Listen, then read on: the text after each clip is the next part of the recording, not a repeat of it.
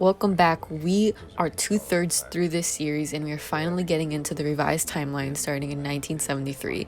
In the last video, we ended off with Wolverine going back to 1973 and stopping a world-changing event.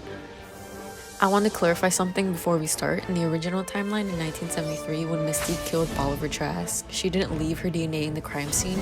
She was actually captured and experimented on. I want to apologize for that mistake, but she does leave her DNA at the crime scene in the revised timeline. Time travel with the X-Men is a little strange in this universe. In order for Wolverine to go back, Kitty Pryde, using her abilities, sends only his consciousness back into his younger body, almost like he hijacked his younger self. And they sent Wolverine and not the Professor because due to his abilities, he could be the only one to survive going back so far in time. Now let's get into Days of Future and Past. As stated before, in the year 2023, the Centennials, advanced robots made to kill mutants, have indeed killed a lot of mutants and have almost wiped them from existence. The only survivors are a handful of X-Men and a few characters we haven't seen before. In 1973, when Logan enters his younger self, he immediately gets to work finding the Professor. Almost immediately, he finds the school in ruin and finds out through Hank that it had been closed for almost 10 years. Charles had gotten into a depression and addiction to a drug that gave him back his mobility to his legs, but blocked his powers, which had gotten the better of him. Wolverine convinces Charles and Hank to help him, and they set out to try and break Eric out of his Pentagon prison.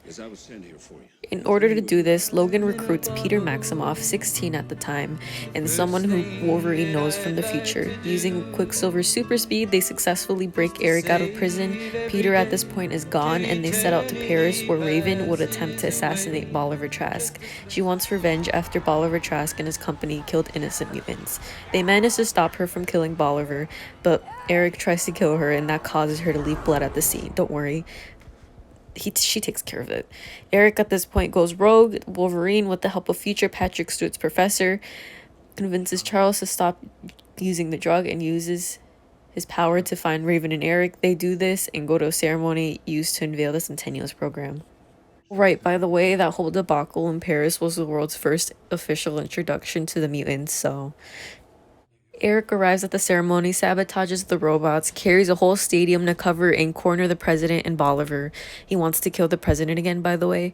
Charles convinces Raven not to kill Bolivar Trask, stops Eric from killing the president. This makes her a hero for the younger children, which will be explored in Apocalypse. Due to this event, the Centennial program is cancelled, Bolivar Trask is arrested, and Logan is sent back to his time where everything is sunny and happy. It's happily ever after. Well, until Logan the movie, that is, but anyways, in 1974, Charles and Hank reopened the school. In 1975, the best Wade Wilson was born. Jean Grey now, due to the timeline switch, kills her mother when her powers go out of control. Her father, out of fear, gives her to Charles Xavier, who blocks her memories and limits her power. In 1976, Eric meets Magna. They get married and soon have a daughter, Nina, who is also a mutant. In 1977, Wolverine is captured by William Stryker and taken to Acolyte Lake and becomes Weapon X.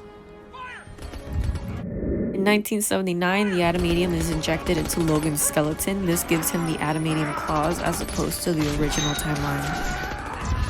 In 1980, Jubilee joins the school.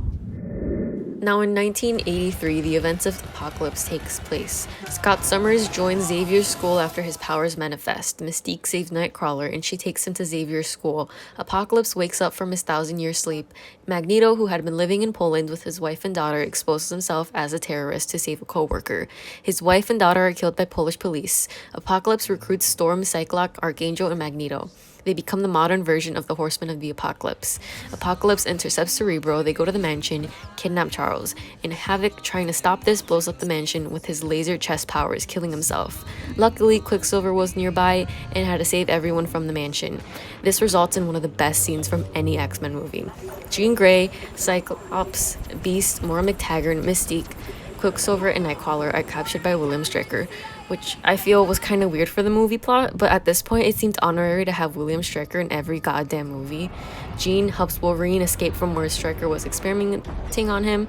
After escaping, the group battles Apocalypse and his 4 horsemen in Egypt. Archangel is slain in direct combat. Magneto and Storm reform, and Cyclops escapes being apprehended. The Phoenix silences Apocalypse for good. The X-Men 2.0 are officially formed. Amazing. 10 out of 10.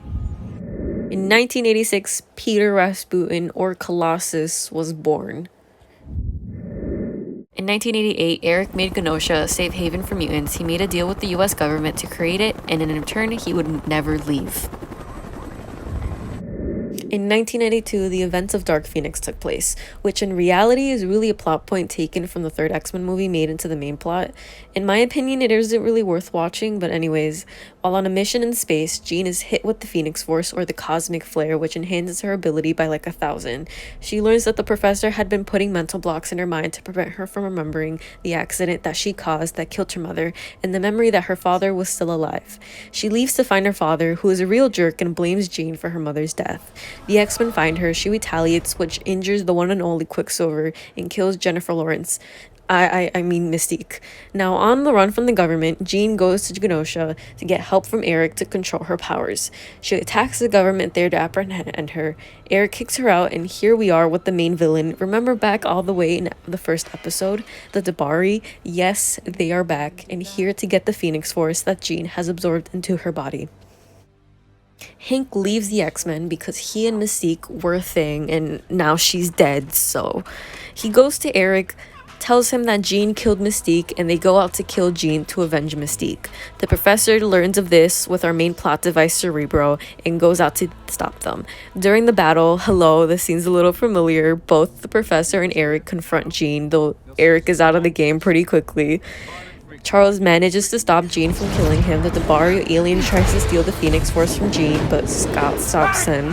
The government apprehends the entire X-Men, and the final battle takes place in a train. Yes, a train. The Dabari attack it, the X-Men and Magneto can stop them. Charles and Jean have a heart-to-heart, and Jean battles the Dabari and explodes the alien and herself in space. She's not dead though, and the school is renamed Jean Grey School for Gifted Youngsters. The professor retires and gives his position to Beast, and now he spends his days playing chess with Magneto. Anyways, finally, in 2004, the last generation of naturally conceived mutants were born. Transgen Acoli, a group of scientists, have been putting mutant-suppressing chemicals in mass food production. This will lead into the Logan movie, which we'll be discussing in the final video. Thank you for visiting this video. Next time, we will be discussing the Deadpool movies, which are always fun to revisit. I'll see you in the next video.